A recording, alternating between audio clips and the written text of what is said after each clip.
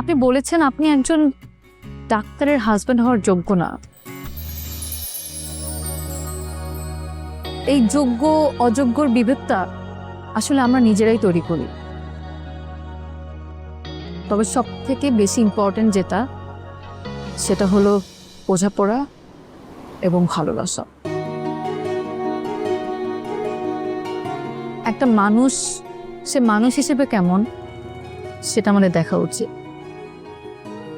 আপনি জানেন, আমাকে এরপর অনেক ছেলেরা দেখতে এসেছে, কিন্তু আমি কারো চোখে আমার জন্য এতটা মুগ্ধতা খুঁজে পাইনি।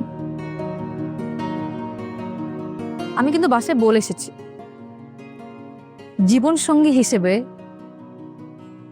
আমার আপনাকেই লাগবে, যে কিনা আমার একটু স্মৃতিকে আঁকড়ে ধরে সারা জীবন কাটাতে পারে।